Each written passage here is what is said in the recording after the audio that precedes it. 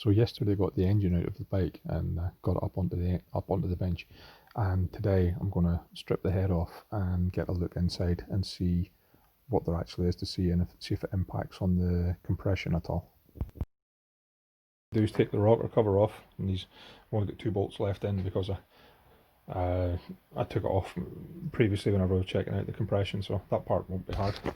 Specifically aside just for head bolts, and then I've got just this metal tray that you see me using with the carbs and stuff, and I can put the cams on that. I actually went into the house and poached another tray. I bought these last year for the oven, for the new oven, but they don't fit. They're slightly wider than the tray allows, so I don't think my wife will complain too much. So to get the head off, I need to get at the bolts, and some of the bolts are accessible, but some of them are behind the cams, and obviously to get the cams, they're behind the oil feeder tubes. So oil feeder tubes are going to have to come out, cams are going to have to come out, and I'm not sure how it works on a bike, because as you know I haven't been doing this for a long time, but on a car you would always try and put the same bolts back into the same holes. So I've got a piece of cardboard here, and I'll put them into an order on the piece of card, and you can see here, I know this one's upside down, but the caps for the cams are all numbered, so they can only go on the one way. Right, whenever you're taking the feeder pipes off, make sure you don't drop a bloody washer down into the head, in case it goes down into the sump. A pair of tweezers is your friend.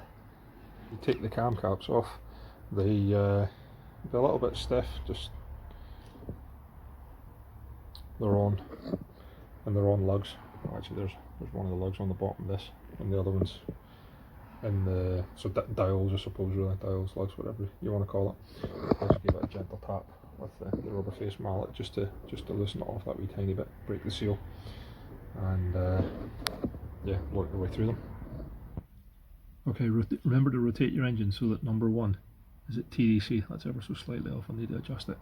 But whenever you're doing that, the marks, so there we can see the inlet and the exhaust are both pointing in towards each other.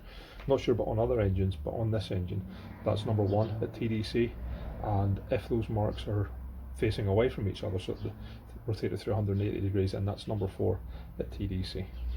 There's no pretending here. Taking everything out, got it all nice and neatly lined up and punched holes through the cardboard, the bolts go in, so everything's where it should be. What I didn't actually do was release the cam chain tensioner, so the cam chain is still really tight. It's at the back here, 17mm spanner or socket. Cam chain tensioner should come out. That will release the cam chain off enough that I can then take the cams out. So bolt comes off, spring in it. There's a tensioner is there. Hold on, there. Pair of pliers or fingers. Slide that out, and cam chain is now loose.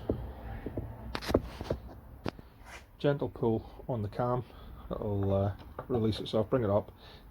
Take care of it whenever you bring it out that you don't knock any of the lobes or anything like that, and set it to the side, or in my case on here. Attach a piece of wire or something onto it, something of the switch like, so that it doesn't fall down in and cause you a world of pain later. There's all my cam gear. Set it off to the side somewhere out of the roof.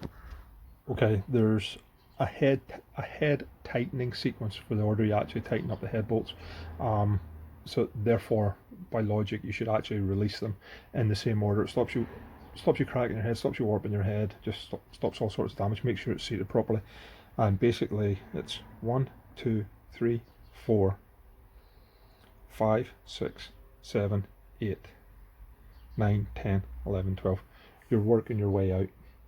So whatever order you tighten them in, you loosen them off in the same ones. So the order I just did there, basically you reverse that. That's the tightening sequence, so the reverse order. So what you're going to do is you're going to start at the outside here a little bit, go to the outside here a little bit, do the middle here a little bit, do the middle here a little bit, and then at the end you do these last 4. Whenever you're irritated at the whole thing, don't drop a bloody nut down in there. Just spotted there's actually an oil feed tube at the back here. They'll have to come off, and there is these two. What they're for, absolutely no idea, but they'll have to come off as well. He's had this apart. That bolt's covered in copper grease. I don't believe they do that as standard out of the factory. I certainly do, but I don't think Quack do. Okay, there's also another two of those nuts in the back there, behind the chain tensioner, and they're connecting the block to the head to the block. So I'll probably take the cam chain tensioner off first. That's the cam chain tensioner, right? And there's the piece that rubs against the cam chain tensioner itself, the nylon bit. And then that spring gets loaded, preloaded, whatever way you want to call it, by the little wedge part that we took out a little while ago. That pushes against it. As it slides in on the taper, then the taper pushes against this rod. That rod then pushes against the nylon, which pushes against the cam chain, which keeps it tight. Okay, that's all the bolts out. I believe every single bolt around the checked around the whole thing. So now should just be left to actually crack the seal. So again, I just rubber face mallet. That sounded good. This side. Yep. And I don't know if I can do this with the camera in my hand, but probably not. And that's the head off. Now, again, she's TDC on number 1. We said that earlier. But let's see. There is no wear there at all. A little hone, if I get a honer. That'll come up perfect. So where am I? So that's number 2 and 3, and we know number 2 was the one with the awful compression. Let's just let's just rotate. Let's turn the head over and see what we see on the head. And again, because there's no cams in, then none of the valves should be open. So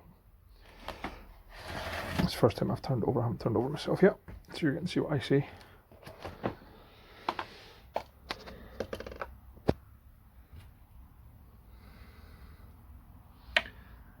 Let me think what one is actually. That's number 2 here, and it's soaking. None of them are burnt. They definitely seem to be sticking open a little bit. Not overly carboned. Not sure what's happening there. Okay, I just rotated it to number 4. Yeah, rotated at 180 degrees. So number 2, I guess, is TDC. Now, again, zero wear there at all. Actually, there's yeah. Look at how clean that is. There's no mark. There's no scratches, scrapes, or scuffs on the bore, which is fantastic. Whenever the head's off, you can change the. You can turn the flywheel. You can turn the engine over, but whenever you do, hold the cam chain tight, and then rotate it. Don't allow it to go slack. So if it goes slack and it kinks down in below, you can either damage the chain, damage the gears, jam it between the gear and the crankcase. So just hold it tight like that, and then rotate through. And continue on looking at the head then. Before I finish for the night, I got a tip off one of the guys in the group, and he said, well, you can see we've got the engine sitting tipped, so the valves are sitting straight. And then I filled it with WD-40, obviously really thin oil. Let's see if you can see that. And it's not draining away. So if it's not draining away, then they're not leaking past.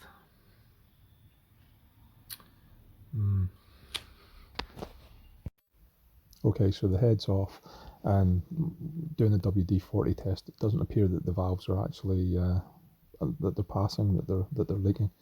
So I've ordered a valve spring compressor. It'll be here in the middle of the week. I'll get a look at that then, strip the head down, and I guess I'm going to have to take the block off and find out are the rings sticking and see if that's impacting it.